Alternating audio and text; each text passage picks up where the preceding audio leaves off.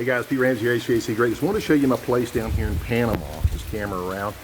I'm staying here for a couple of weeks, and it's cool. Now it's raining right now, but I wanted to give you. This is called El Valle down here, outside of Panama City. A couple of hours.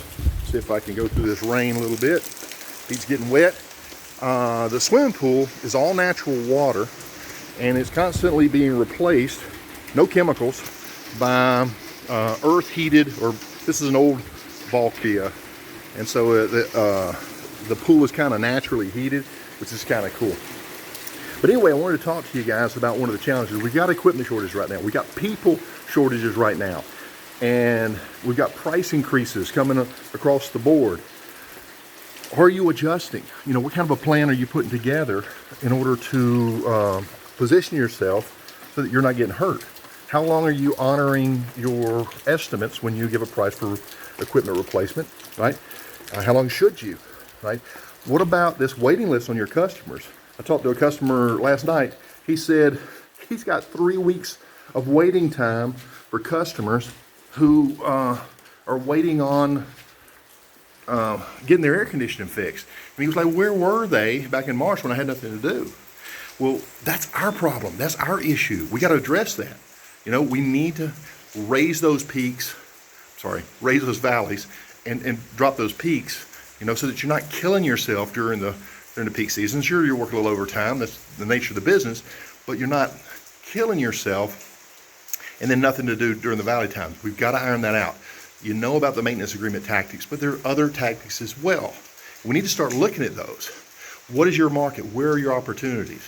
I've got one customer, he's right outside of a military base.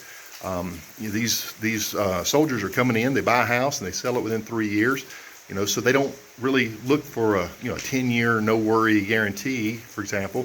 So what would be appealing to that market? Got another customer, he's in a high tourist area. So there's a lot of absentee owners where they rent their facilities out, their homes out. What are the opportunities there? Who's looking in after those properties? If it's in a really cold region, obviously we're worried about pipes bursting, but if it's in a really humid region, maybe we got mold or some other kind of growth, I guess that's the key word, that could damage stuff in the house. So there's a lot of opportunities, right? But what we really have to do is we have to look at our particular markets and really explore them. It's time to reinvent yourself. Why? Because the industry's changing, demand is changing.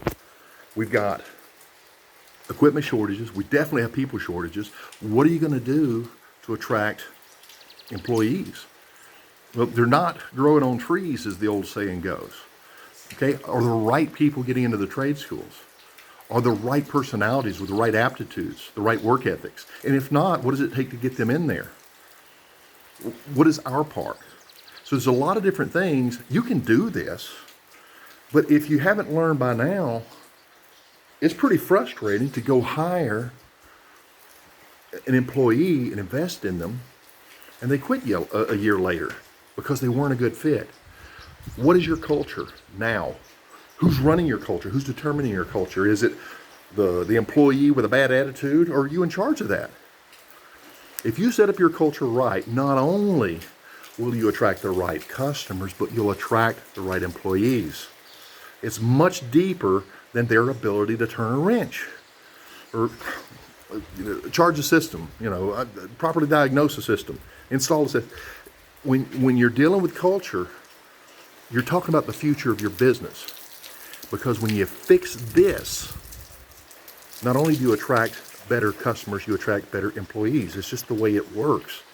And if you get the right employees and you invest in somebody knowing ahead of time that they share the right values that your company was built on, the right work ethic, they have a genuine curiosity and interest in the work, and they have the aptitude for it, right? And maybe they love their particular role in your organization. You give them a career path, and several other things. Aren't they less likely to quit you for $1 an hour if they're at home? Aren't they? Food for thought. Anyway, I figured I'd give you a quick call over here. I'll show you one more time over here. Let's play for about 4 weeks. It's really beautiful. It's a tropical rainforest. Obviously, we're hitting the rainy part today, and Haven't tried the pool out yet. Actually, they've got these little bars and everything else out here. It's kind of cool. Anyway, we'll be here for another 3 weeks, I think, and then we're going to probably relocate out towards the city again. We can't get a better stable internet. And the power went out last night. That was a pain. Anyway, Pete Ramsey, HVAC Greatest. You guys stay safe. I'll talk to you soon. Bye-bye.